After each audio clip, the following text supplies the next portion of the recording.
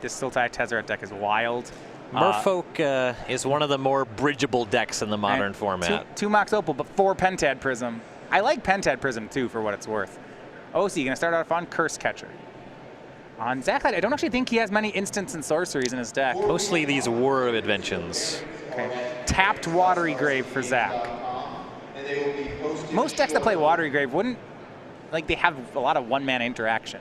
Yes. Here's a swing. Zach actually does. He has 4 Fatal Push to keep in it. Those are his honest cards. Also like has 3 main deck Collective Brutality. Those are his only interaction, like main deck, like good stuffs, right? Everything else is just doing this artifact thing. There's a Pithing Needle. You know, that's best of both worlds. A hit for Ocie and a pass. Now go back over to Zach on turn 2. We say Sultai. What is our green?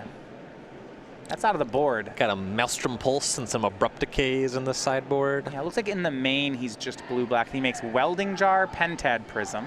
Prism for 2. You should know when your opponent plays Pentad Prism, if you haven't played against this card, it means they are doing something degenerate. They are up to no good. Yeah, honest decks don't play this card. You're banking mana for next turn. And Mox Opal. Negate. Spell Pierce. Spell Pierce, sorry. Spell Pierce on Mox Opal. If I'm Zach, I'm surprised. I would have thought that Pentad Prism would earn the Spell Pierce. Likewise. And you're like, huh, I didn't, I assumed you were shields down after the Prism. One thing is that Prism is typically casting some kind of non-creature spell anyway. Yeah, like Ad Nauseam, so like Hold the Pierce. Right. Then once you see Mox Opal, things get weird. The Welding Jar was already weird. The Mox Opal can maybe pay for a Spell Pierce with a lot of the things you're trying to cast off of the Prism. So it's like maybe you didn't know what was happening with the Prism, but once you see the Opal, you say, hey, wait, this Pierce is about to be a dead card. I got to cash out. Yep. I like that Ocie pivoted there. That does make sense. Yeah, that's good. Like, the Opal told him more of what was happening. Mm-hmm. Though I do have an observation. You see he hits in for 1. I want to make an assumption. Let's say I don't know what's going on. Spreading Seas hits the Watery Grave. Every deck that plays Welding Jar also plays Mox Opal. That tracks. Can you counter example me, or is that just once you see Jar, you should assume they're an Opal deck? That all makes sense to me. Yeah. Can't think of one that does. All right, if you guys have one, go ahead and tweet it at us. Tell me how wrong I am. It's more that the Opal will make it so that it's harder to Spell Pierce the payoff of the Prism. Okay. Yeah. Go back over to Zach. 4 mana, maybe 5 this turn. Ocie's deck's not provide. The one thing I don't like about Jar is he has no clock right now. Nope. Yeah, okay, so Spreading Seas was cast, and then Zach drops the Academy Ruins. Yeah, he can rebuy that Opal, all right. It was just like, hey, here's something you could have here's something you should have Spreading Seased. Yeah. And Zach looks like he has a Jace the Mind Sculptor. He has actually go with Tezzeret first. Nice. He's got one of each. I would Spell Pierce that. If you have another Spell Pierce, I would strongly suggest piercing, and he does. Tezzeret down. Oftentimes in Tezzeret decks, Tezzeret's actually a better Planeswalker than Jace. Yes, and that's why you see the 4-2 split here. Tezzeret makes it really easy to close games, either by trying to dig for your Ensnaring Bridge if that's going to lights out your opponent, or just making 5/5s. Mutavault played for Ocie. He swings in again with Curse Catcher, but Zach still at a very healthy 16. Ocie will make Master of Waves here, 2 elementals. 3, Spreading Seas. Yeah, Spreading Seas, thank you. Gonna get those elemental tokens on the battlefield in the second here. Zach does not, I guess he does have 4 Fatal Push, and he could use Welding Jar to revolt if he needs to. Collective Brutality, also a clean answer to Master of Waves. I've done that one more than once. Remember, Master of Waves actually will pump that Mutavault too. It's an elemental. Mm-hmm. I like that interaction. It's a powerful one. I guess Zach also has the option to Jace unsummon the Master Waves. He would lose his Jace. Yeah, the Mutavault be able to take it down if Ocie were so inclined. You may have to. And this is a nice Jace the Mind Sculptor. Oh man, I'm into this. This deck's all over the place. No, I'm talking about what's been. I understand, but there's more to this. There's a lot going on here. So he leads on original Ravnica Watery Grave. That's a really nice Watery Grave. Yeah. Then he casts Modern Masters Mox Opal. which is a less nice Mox Opal. And then he just has this white bordered Jace the Mind Sculptor. I like that one. This deck is all over the place. Master Wave's back in Ocie's hand. Draws another Spreading Seas, but we'll see. Whether is he willing to delay Master Waves to get that Mind Sculptor off the table? May just have to. 2 cards. Master Waves and Spreading Seas. Yeah, here's Mutavault. Yeah, well, it's going to go at Jace and Curse Catcher at Zach. The thing about casting Master is it just gets unsummoned again. Jace makes it really easy. Jace is good. And now you're Spreading Seas. That'll take care of Academy Ruins. Ooh. And Zach's deck, the payoffs are really just Jace, Tezzeret, and Ocie's playing this weird control, but he's being successful at it. I do get to check a box, though. What happened? Jace bounced an opponent's creature. That's true. That happened. I saw it. All right. Yeah, we gave you another Jace deck. I don't think I'm going to see much Bloodbraid Elf this round. Pretty live on a player having 5 or more artifacts or enchantments in this round. Okay, yeah, that's true. Fortunately, I can't count these Spreading Seas under the control of Zach. Sword of the Meek for Elsik. Once dominant part of a combination in Extended. Very quiet in Modern. Once banned in Modern, came off the ban list, didn't show up too much. Yeah, I didn't do anything. Another land for Ocie actually plays here. It means he can Master Waves and Mutavault this turn if you'd like. I like that island with these other ones. That's good. He's got a nice spread. Ocie going to make Master Waves 4 elementals this time. He correctly makes it pre-attacks to get that extra damage in from Mutavault. Yep. So now Mutavault and Curse Catcher swing for 4. Zach will go to 11. Back over to Elsik we go. Fatal Push is an Elsik's hand, but he does not have black mana at the moment. Well, yeah, that Spreading Sea is doing some work. Cannot, and if he doesn't have a way to get rid of the Master Wave, so he can't push it off the board. I mentioned before, if he had black mana, he could just sack Welding Jar to itself, to whatever, just to get Revolt. Mm-hmm. Yeah, Ocie both Spreading Seas on the Watery Grave and Spell Pierce on that Mox Opal, paying some nice dividends here. Yeah, I don't mind it at all. And he just says go. This could be a lethal swing if Zach, it likely just is a lethal swing. Has to have something. I don't think his deck has much in the way of some things. I mean, he has a couple, but I mean, it's the Fatal Push in his hand is the most something he has. The denial of the Opal plus Watery Grave looks to have earned Ocie a Game 1 win. And 2, 4, 6, 8, 10. That's a swing for 11.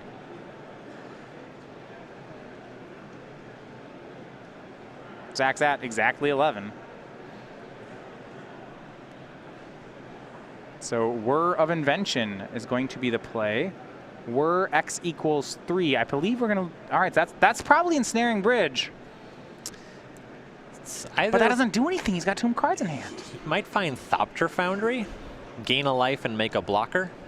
Okay. He has 1 mana up. He could sacrifice the Sword of the Meek. Yeah, that's do that actually, old song and dance. I like that. It's for Mox Opal. Opal. Turn on Fatal Push.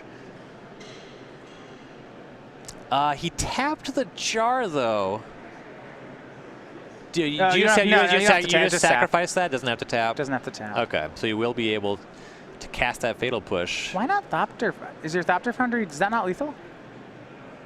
Does that not save him? So he's going to sack Welding Jar for nothing, and then, yeah, Fatal Push away the Master of Waves. This makes a lot more inroads on being in the game. Okay. This just gains him 10 life. Then the Thopter Foundry? This gains him 10 life immediately. Okay. Yeah, okay. I guess Master Waves is just that good. So Curse Catcher just swings for 1, and here's Smuggler's Copter from Ocie Smith. Back to Zach we go. 1 more card, and it looks like it's Search for Azcanta. That's mighty slow. All sorts of... Some sort of flip card. Does he? He has Search? Yeah, just 1 copy in the deck. Okay. That's his only transform card. 2 cards left in Elsik's hand. One of them's an Island Search. So here's Search for Azcanta. That will flip almost immediately. And another island. He's hoping to dodge another Spreading Seas. That would be rude.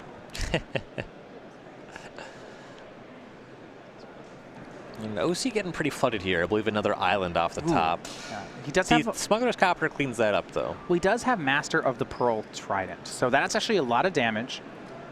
Looks like he can attack for 5 this turn if he'd like. No, actually make that 8. So let's look at Auscanta and Zach's deck. You can get a non-creature, non-land. So artifacts actually play here, which means this does something in Zach's deck. It's different than you normally see. So Copter Crude.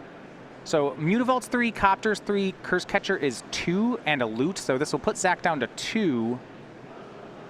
Draw and discard. That'll get rid of, well, he's got a Regerie that he picked up, and then a, looks like Harbinger of the Tides. And that should put Zach to 2. Pretty easy to assemble lethal from here. Yeah. Zach's got to find bridge. Dark Steel Citadel. I don't think Zach wants that. I guess bridge or Foundry both do a pretty good job. Brian, he's thinking about Dark Steel Citadel. What's going on here? Why would he want that?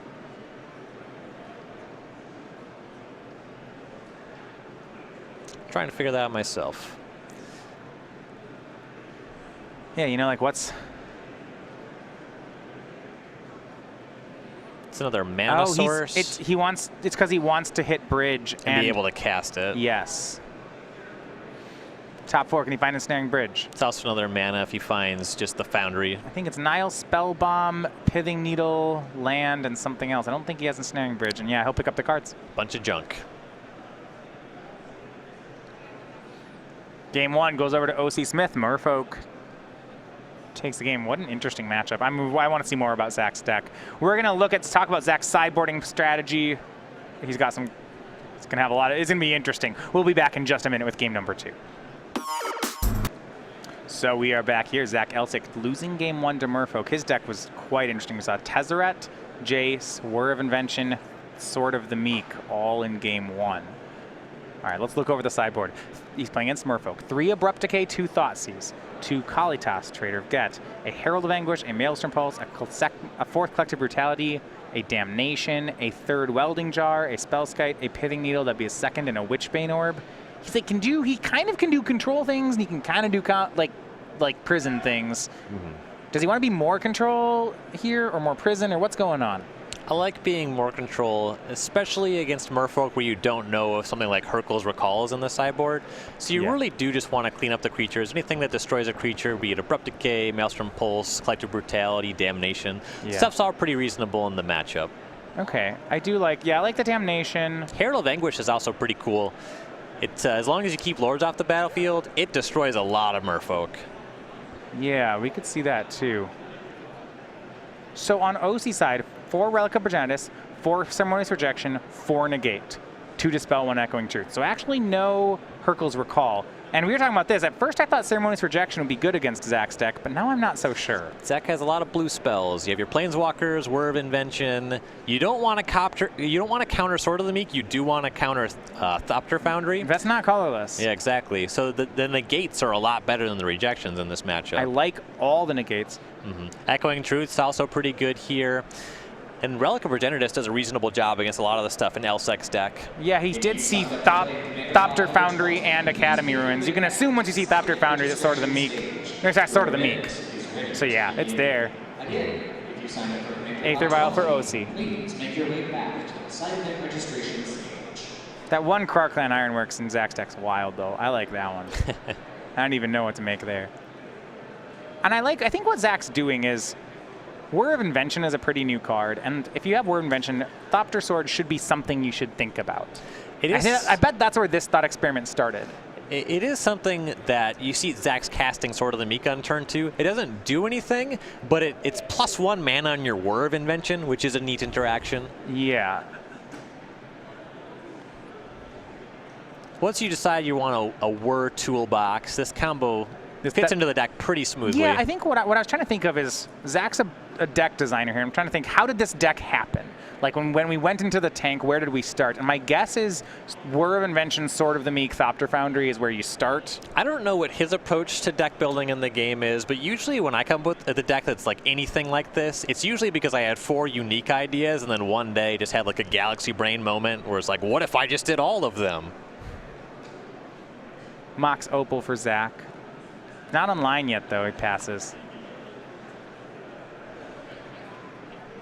I can't imagine you sit down in one session and just build this deck. Yeah, no, that's probably true. Mutavault swings in for Ocie. He's being pretty slow here. That we do have an Aether Vial in 2, so the damage is going to really come out of nowhere is my expectation. Mm-hmm. He could have vialed in a Lord and for an extra damage there, chose not to. Going with the element of surprise. Yeah. He tax things like sorcery speed removal with this. Collective Brutality escalated from Zach. So, hey, that's actually pretty good that Ocie didn't make a Lord.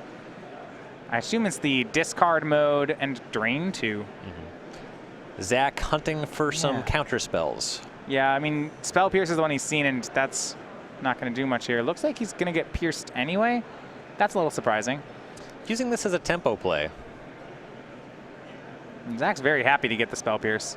Unless, I guess, if that's Ocie's only non-creature card, but it's not. Looks to be at least one more here. Yeah, Ceremonious Rejection looks like is in Ocie's hand.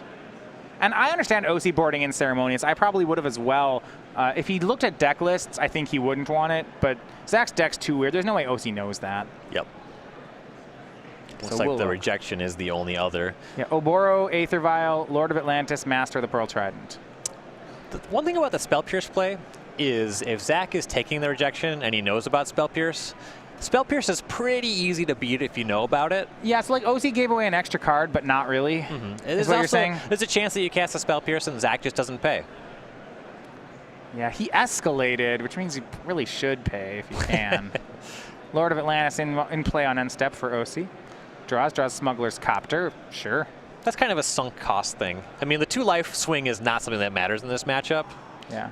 So I like Oboro a lot here. I almost never see the card activated, but now he's drawn Smuggler's Copter. This is actually really nice. Ocie can free roll this attack. I would vial in the Lord if I was Ocie. He does not, so it's only 5 damage. Paying some respect to a potential damnation. Yeah, but he can commit Smuggler's Copter. And this is what I like about Oboro. He can make Smuggler's Copter here, and he can make that 4th land drop and not worry about it because Oboro goes back into his hand. Yep. That's really neat. That's a cool combination. Yeah, and you're right. The way Ocie's playing it right now, Damnation's got nothing on his board. Yeah. Yeah, I've been pretty impressed by the sequencing. Yeah. I guess it's a recognition, like, I want to play it where it's how fast can I kill my opponent, but Ocie is way more in on the, hey, that's not what this is about. This is a slow game. But now he's got to face off against Ensnaring Bridge. Now, 1 card in Zach's hand, so going to hang out for a while. Then it's just 1 Echoing Truth in the sideboard. Yeah, he's not... I guess outside of that, he's got nothing. Nope. He's just cold to Ensnaring Bridge. Yeah, just a bunch of creatures with power and toughness.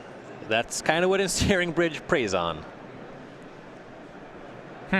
Yeah. That might just be the game. Yeah, counterspells don't do it. I mean, unless Zach is left with a huge hand of uncastables, but I don't think that's possible in his deck list. Tough to make that happen. Yeah. Okay, he's going to swing for 2, and Zach will Fatal Push. Couldn't swing at the Mutavault there because it was not a 2/2. Now Zach down to 1 card as well. Looks like Abrupt Decay is in Zach's hand as he plays a land down to 1. So we're going to just hang out for a while here as land drops are traded. Now the game's about to get really exciting. Well, eventually Zach's going to... I feel like what happens is eventually Zach makes a Jace, Tezzeret, or Thopter Foundry.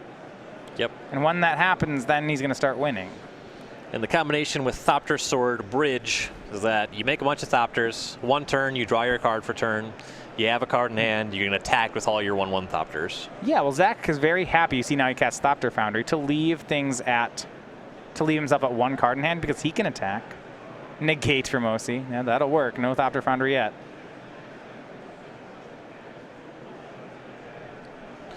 And with the pressure that Ocie has, he needs to find an Echoing Truth for the bridges and either find lethal with the creatures. He does not have that set up. He needs to make sure he has untap and lethal. Right. He needs to have untap and lethal or be able to cover both bridges on the way back down.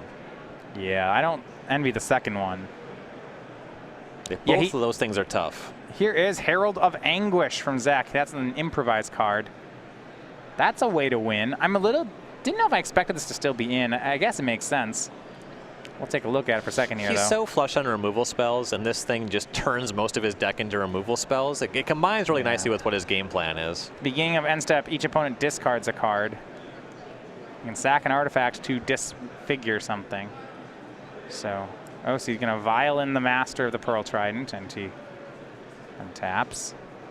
Zach can start sacking. He can start sacking like maybe that Sword of the Meek, get rid of Master if he wants to. Yep. Vials in a Silvergill Adept. Activates first. And Zach says, hold on the activation of Aether Vial.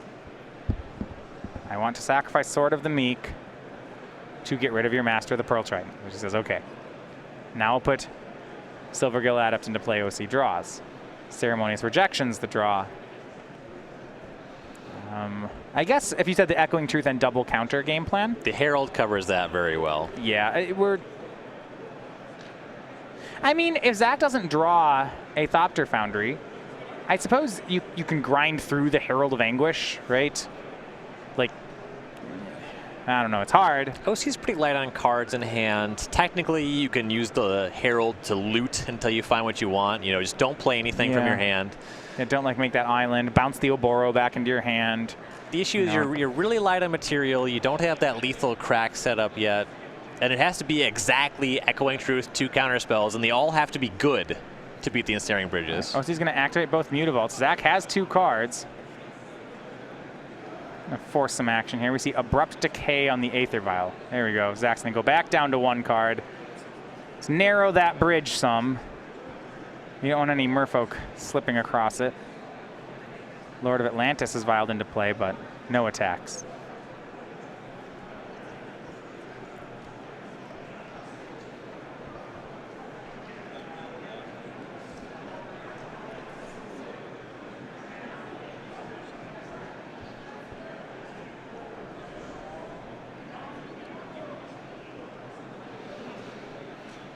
One thing to remember, the second bridge, a little expendable for Zach. That can be turned into a removal spell with the Herald if he ever needs to do that.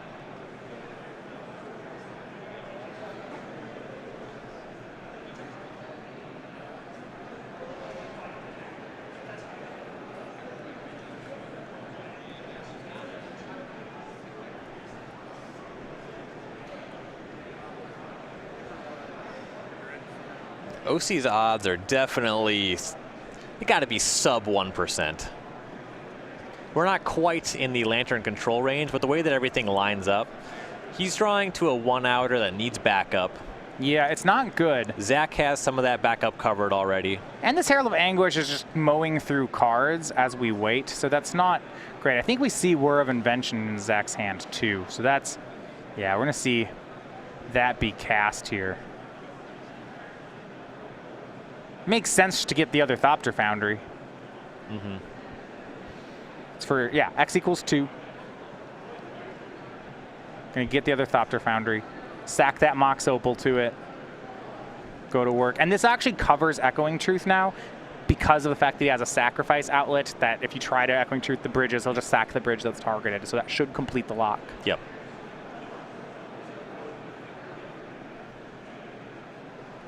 Ocie bouncing Oboro and then discarding it.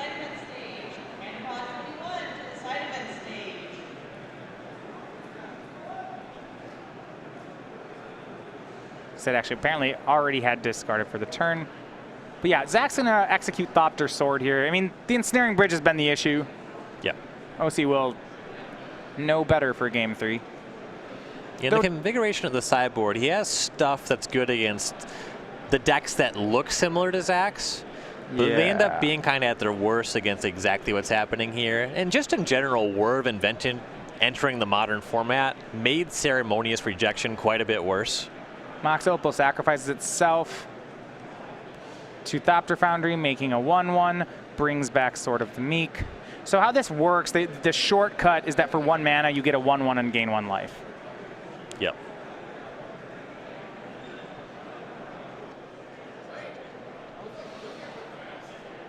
Yeah. So every time you sacrifice the sword, it goes to the graveyard. A 1/1 is going to enter the battlefield made off of the Foundry.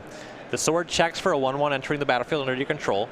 The sword returns to the battlefield from your graveyard. So yeah, you use a mana to sacrifice the sword over and over. So 2 more mana, 2 more life, 2 more Thopters. And this actually, as far as a clock goes, is going to close out the game really quickly. Yes. Thopter Sword does not waste its time. Gains life along the way, which makes it harder for you to lose as well. Yeah, if you think about Zach's board, is that every turn he's going to gain 6, make 6 1/1s. It's not very possible. Ocie's not going to race that. Nope.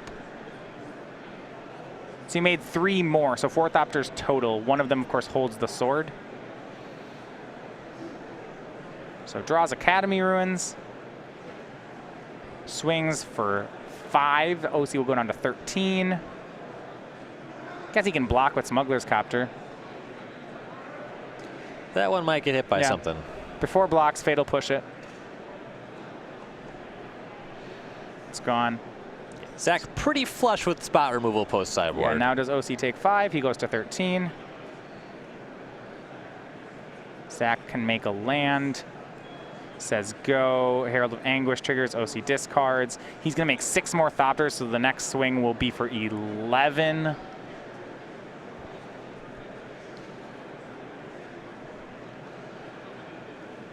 Six more Thopters, 6 more life, up to 22. Can't win this turn, but the next turn he'll do it. Swings for 11, Ocie to 2. 2 Ceremonious in his hand. And Zach's going to finish him off with a Collective Brutality. I like that flare at the end. He had it anyway, but they'd seen the brutality, so why not? So Zach Elsik evens things up in the first sideboard game. And, you know, really just the story there was Ensnaring Bridge. Yes. Now Ocie knows about it. It may not catch him off guard as much this third game. We're going to look, see if he has other options. Players shuffle up for game 3. We'll be back with the conclusion after this message.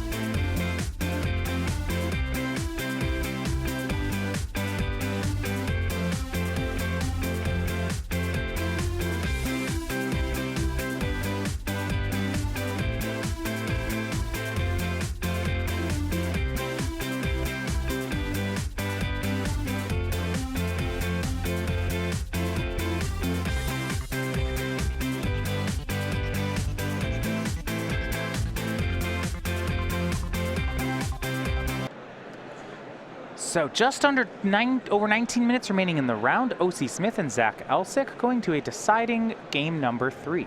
For Ocie Smith, he hasn't had a fast start really in either of the games. Game 1, he played a control game from the Merfolk side, and he set up to do more of that in game 2, but he was caught off guard by Ensnaring Bridge. And his deck, once a bridge has resolved, has very few ways to deal with it. We'll see how he chooses to go forward. Yeah, it's just the one Echoing Truth in the sideboard. I figure based off the fact that he didn't concede during game 2, that it was in the deck. That would make sense. The way that Ceremonious Rejection kind of looked in game 2, you know, we saw Ocie had some number in game 2. You might go lighter on that, going into game 3. You would assume it's in his deck. I mean, Zach played Whir of Invention game 1, and yes, he got Mox Opal with it. But I would assume any deck playing Whir of Invention has an Ensnaring Bridge somewhere in the 75. It just kind of makes sense. You're right. You want to be able to catch it when they cast it naturally. He has a bunch of counter spells that are just better, and the question is how many creatures can he move off of in his deck? A quick mulligan for Ocie. Zach's going to keep. During the match, I did manage to check off some bingo squares. We did have Zach Elsik casting a Collective Brutality on 2 modes. All right, He you controlled got 1, 5 2 or mode. more artifacts, some Thopters, and a Fatal Push with Revolt. It's a lot of squares you got to handle. They're not adding up very well, but it's evening things. Finally have some 3 in a rows.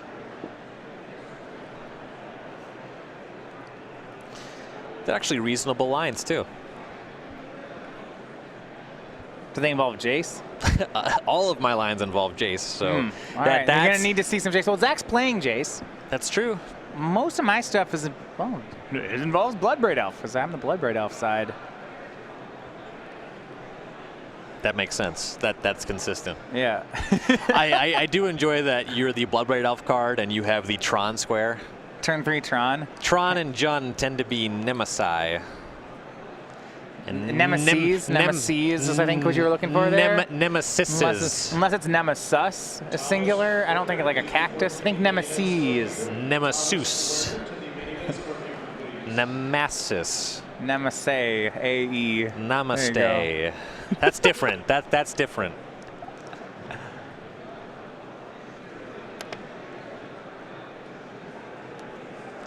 We might have a split sleeve or something going on here. I think it's fine.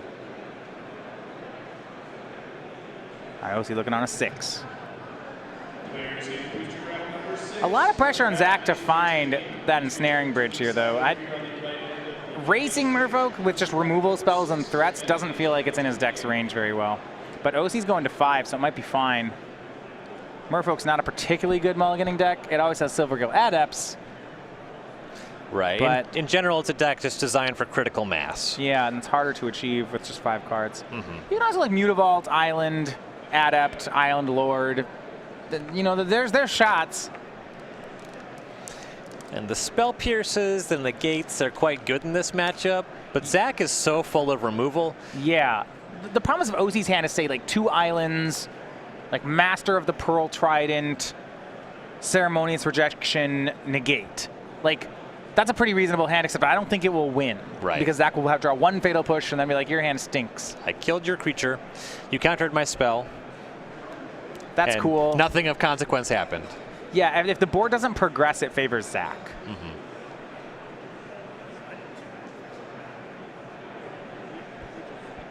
Well, it's a 5 that plays. He'll keep and...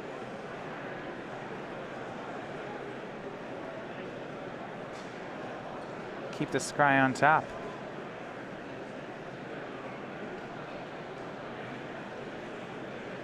Wanderwine Hub and a pass. He plays 1 hub. He does not have any white cards in his deck, does he? Get that bluffing mana value. Yeah, I don't think he... Is this just a bluff? It's definitely just a bluff. Seems to be. I like it. Okay.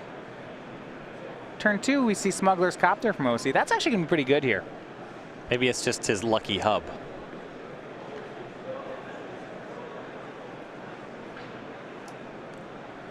Zach. All 3 games start off on Watery Grave tapped. His deck actually doesn't have very much at 1 mana. Nope. Yeah, mostly it's Fatal Push. Without targets, Yeah. you don't want to shock yourself. No need. Has Abrupt Decay, so that... I'm not going for that just yet. Pentad Prism's going to be the play, that ramping spell. It's interesting. Zach's playing Prism in a, I guess, kind of a fair deck. Yeah, it's probably still an unfair deck, I guess. It's a combo deck, right? It's like Lantern in a sense. It's not. I guess it's not playing fair Magic. It's combo prison control. It's borrowing from prison, all of these schools of thoughts. It's like a slow prison deck. We see Marrow Regery from Ocie. It's going to crew Smuggler's Copter. And now Fatal Push is going to hit down the vehicle. Using Pentad Prism to cast Fatal Push is not the kind of thing you see very often. No, you don't. You want to spend Pentad Prism mana on the very high impact. Zach's deck's a little bit of a strange one here because he's using them to Pentad Prisms to power out Whir of Inventions. And Tezzerets. Yeah, so he can use the mana more freely than, say, an Ad Nauseam deck would. Bush and David Thurston. Please make your way to the scientific registration stage. Your draft is ready to begin. And here's Ensnaring Bridge. Ocie's tapped down, might as well do it. And once again, once that card is resolved, Ocie's back on. You see, his hand is negate. Like, ugh. Once the card's resolved, it's just bad news. Here is Master of the Pearl Trident. It untaps the Wanderwine Hub. He'll swing for 3. Right now, the bridge isn't set up, but there's a Damnation in Elsik's hand. I guess Ocie's got it covered with negate. Yep. For now. But Zach's going to empty his hand very quickly here. That's the dream. 2 mana, Pentad Prism from Elsik. Ocie's holding those negates. See what he wants to do with them. There's an argument for negating here, especially because he has 2. Yep. He'll negate. That makes it harder for Zach to empty his hand. You Yeah. might even squeeze in an extra turn of attacking for that. Land, just 3 cards. I think Zach's gonna get down to 2, however. And if so, Ocie's out of attacks. Looks like he has a Thopter Foundry in hand. Yeah, I'll fetch. He'll go ahead and go for that. He's gonna have to. Now we can just get a basic. Yeah, here's Thopter Foundry. He fetched Shocks to 13. Looks like he's gonna get that breeding pool. And here's Thopter Foundry. Down to 2 cards, and that's what matters. Yep. Ocie's out of attacks again. And even if he draws the Echoing Truth, he doesn't have the mana to Echoing Truth and negate on the way back, so he doesn't do him anything yet. Mm-hmm. Here's the 4th land, which actually he wants to play, so that when he draws Echoing Truth, he's live. Right. Strange that may be. Just has to say go. All right, Zach again has gotten Ensnaring Bridge down. Now he has to close. And if Zach can just make land drops, he doesn't really have to commit any game actions beyond that. Yeah, he could Damnation here, and he will. If Ocie negates, that's 1 negate he doesn't have for Ensnaring Bridge if he bounces it. This is a tough decision for him right now. Mm-hmm. It looks like he will negate. He's not winning if he's bouncing the bridge and has no power on the battlefield. Yeah, it's just a hard spot. Let's go again, just keeps hanging out. Now all Zach needs is something like a Whir. He's gotten through 2 negates. Get that Sword of the Meek to go with Thopter Foundry. He's going to cast Collected Brutality. And no targets. It was a Phantasmal Image Island in Ocie's hand. Looks like Zach has Whir and Abrupt Decay. And here's Whir of Invention. He'll use the Pentad Prism mana, tap the Prism and Thopter Foundry, and use Whir. Good chance that we're finding Sword of the Meek here.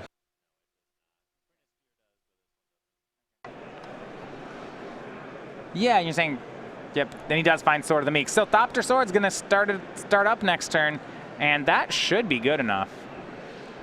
Doesn't take long. No, I mean... And also from here, Elsik's going to be gaining life. It just doesn't... Both this in game 2, it's... Thopter Sword has been the win condition, but it didn't need to be. Like, everything would win.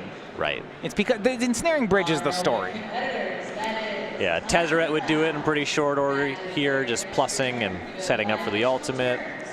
Yep, so Zach goes to work. He's going to go ahead and make 4 mana, sack the sword 4 times, get 4 Thopters. Gain 4.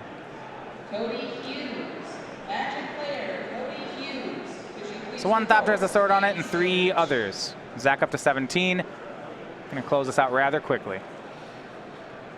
Like I mentioned before, Thopter Sword does not waste its time. Nope.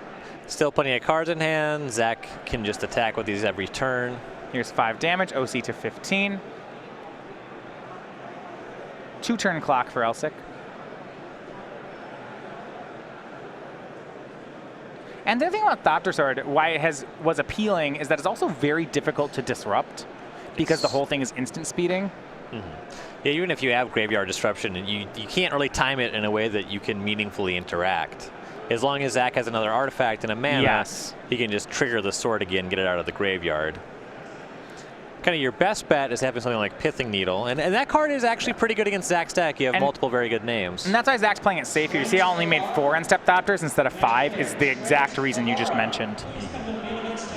And also, it doesn't really change the clock. Here's a swing for 9, Ocie to 6. Yep, it's just lethal in 2 either way. Right. There's no way to make it lethal in 1. You can cast Harbinger of the Tides. Sure, you can bounce 1. It's fine. So instead of 9, Ocie will take 7, but that's still lethal next turn. Yep. Just one more activation makes it so. And Zach can pretty freely do it for 3 or 4.